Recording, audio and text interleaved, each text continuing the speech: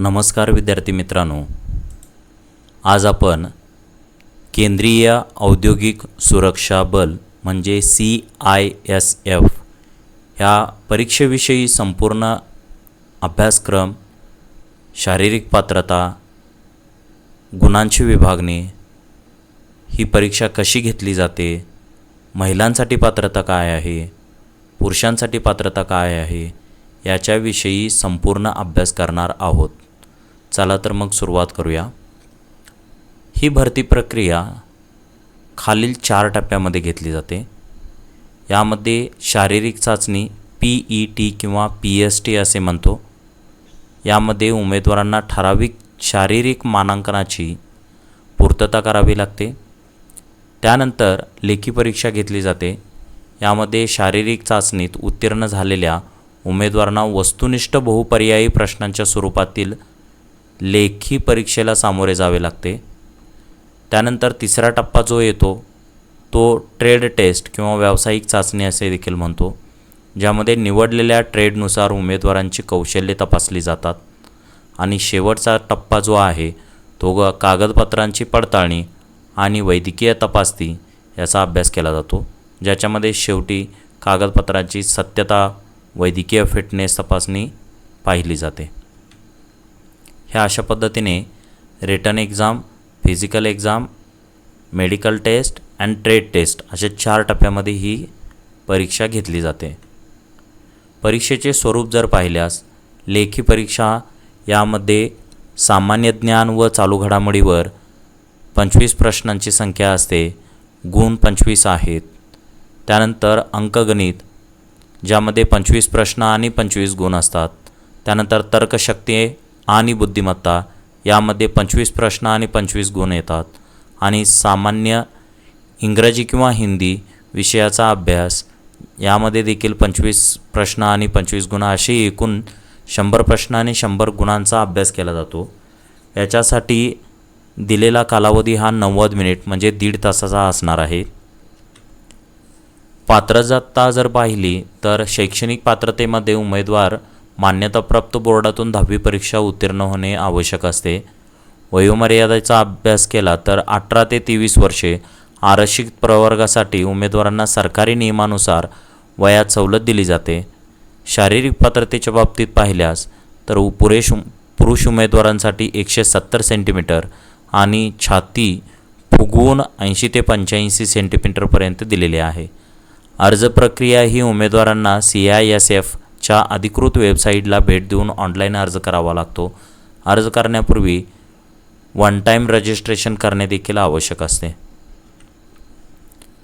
महिलांसाठी CISF भरतीची संपूर्ण जर माहिती पाहिली तर जवळपास पुरुषांना देखील हेच लागू होतं. यामध्ये महिलांसाठी देखील सेंट्रल इंडस्ट्रियल सिक्युरिटी फोर्स हे संधी उपलब्ध झालेले आहेत. यामध्ये कॉन्स्टेबल म्हणजे GD, head constable, sub inspector SI आणि इतर विविध पदांसाठी भरती केली जाते.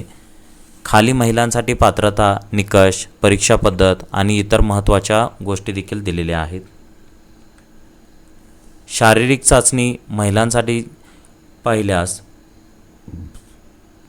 हे निकष पूर्ण करणे आवश्यक असते. उंची आणि वजन यांचे मोजमाप देखील केले जाते.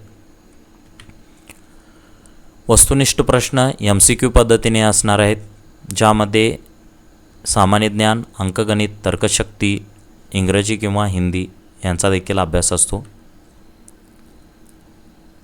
हे आत्ताच आपण पाहिलेले आहे. परीक्षेतील विषयांचा तपशील जर पाहिला तर सामान्य ज्ञान आणि चालू घडामोडी, इतिहास, भूगोल, भारतीय संविधान, क्रीडा, पुरस्कार, विज्ञान आणि तंत्रज्ञान याचा अभ्यास केला जातो. तर्कशक्ती आणि बुद्धिमत्ता चाचणीमध्ये काही महत्त्वाचे टॉपिक इथे मी दिलेले आहेत, ज्यामध्ये रक्तासंबंधी किंवा नातेसंबंध असे देखील म्हणतो, ब्लड रिलेशन, दिशाज्ञान, मांडणी, सांकेतिक भाषा, वेगळेपण ओळखणे अशा पद्धतीने इतर काही टॉपिक येणार आहे. जवळपास 18 ते 20 टॉपिक असतात. ह्यांचा व्यवस्थितपणे अभ्यास केला तर चांगले मार्क आपल्याला या ठिकाणी मिळून आपण सिलेक्टमध्ये येऊ शकतो. सामान्य अंकगणित जर पाहिला तर जोड, वजाबाकी, गुणाकार, भागाकार, टक्केवारी, सरळ व्याज, चक्रवाढ व्याज, सरासरी, प्रमाण व प्रमाण भाग, क्षेत्रफळ इत्यादीचा देखील अभ्यास या ठिकाणी केला जातो. सामान्य इंग्रजी किंवा हिंदी व्याकरणामध्ये व्याकरण, वाक्यरचना, समास, वाक्यशुद्धी, विरामचिन्हे, समानार्थी शब्द, विरुद्धार्थी शब्द इत्यादीचा आपण या ठिकाणी सविस्तरपणे अभ्यास करत असतो. ट्रेड टेस्टमध्ये उमेदवार ज्या पदासाठी अर्ज करतो त्या संबंधित ट्रेडमध्ये चाचणी घेतली जाते. विविध ट्रेडसाठी व्यापार चाचणीचे स्वरूप देखील वेगवेगळे दिलेले आहे. वैद्यकीय तपासणी मेडिकल टेस्टमध्ये वैद्यकीय तपासणीमध्ये उमेदवारांची आरोग्य स्थिती तपासली जाते. तपासणीमध्ये खालील गोष्टींचा समावेश असतो: दृष्टी चाचणी, रंग ओळखण्याची क्षमता, रक्तदाब आणि हृदयाचे ठोके, मानसिक संतुलन, संपूर्ण शारीरिक फिटनेस यांचा देखील सविस्तरपणे या ठिकाणी अभ्यास केला जातो. शारीरिक चाचणीमध्ये 800 मीटर धावणे आणि 3 मिनिटामध्ये 3 मिनिट 40 सेकंद असे पूर्ण करावे लागते. उंच उडी, लांब उडी ह्यांचा देखील अभ्यास या ठिकाणी घेतला जातो. व्यावसायिक ट्रेडमध्ये ड्रायव्हिंग, टायपिंग, शिलाई इत्यादी कौशल्य या ठिकाणी पाहिले जातात, तपासले जातात. सर्व आवश्यक कागदपत्रे जसे की शैक्षणिक प्रमाणपत्रे, जातीचा दाखला, आधार कार्ड इत्यादी तपासले जातात. वैद्यकीय तपासणीद्वारे उमेदवारांचे आरोग्य निकष देखील तपासले जातात. महिलांसाठी पात्रता निकष: उमेदवारांची मान्यताप्राप्त बोर्ड किंवा संस्थेतून 10वी-12वी परीक्षा उत्तीर्ण होणे आवश्यक आहे. सब इन्स्पेक्टरसाठी पदवीधर असणे आवश्यक आहे. वयोमर्यादा या ठिकाणी सामान्यतः जनरल कॅटेगरीसाठी 18 ते 23 वर्षे इतके आहे.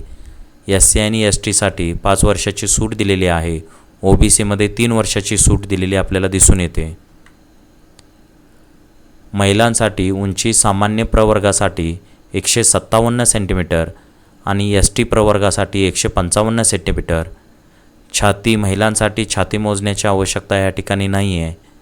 शारीरिक क्षमतामध्ये 800 मीटर धावणे 3 मिनिट 40 सेकंदामध्ये पूर्ण करणे आवश्यक आहे. लांब उडी 9 फूट 3 प्रयत्नामध्ये पूर्ण करणे गरजेचे आहे. उंची किंवा उंच उडी जर पाहिली तर 3 फूट 3 प्रयत्नामध्ये पूर्ण करणे आवश्यक आहे. महिला उमेदवारांसाठी कोणते फायदे आहेत तर महिलांसाठी वयोमर्यादेत सवलत दिली जाते. आरक्षणाची सुविधा जसे SC, ST, OBC आणि इतर मागासवर्गीय प्रवर्गांसाठी आरक्षणाची सुविधा दिसते. स्वतंत्र प्रशिक्षण केंद्राची देखील तरतूद करण्यात आलेली आहे.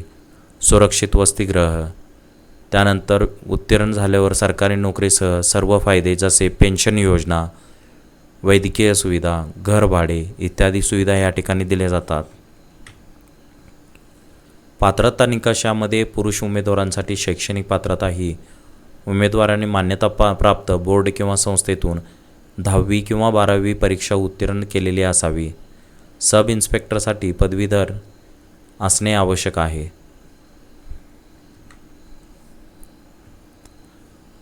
उंची जर पाहिल्यास सामान्य प्रवर्ग 170 सेंटीमीटर, SC, ST, OBC यांना देखील या ठिकाणी उंचीमध्ये थोडी सूट देण्यात आली आहे. ST प्रवर्गामध्ये 162.50 किंवा 5 सेंटीमीटर, SC आणि OBCसाठी 165 सेंटीमीटर इतकी सूट दिलेली आहे.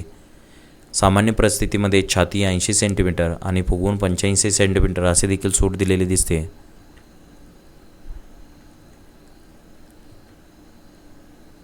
पुरुष उमेदवारांना काय काय फायदे आहेत तर सरकारी नोकरीचे स्थैर्य मिळते, पेन्शन योजना आणि इतर भत्ते मिळतात, वैद्यकीय सुविधा उपलब्ध आहे, विमा संरक्षण मिळते, घरभाडे आहे, प्रमोशन आणि उच्च पदावरती संधी मिळते, मुक्त प्रवास आणि प्रशिक्षणाची संधी देखील या ठिकाणी आपल्याला मिळते.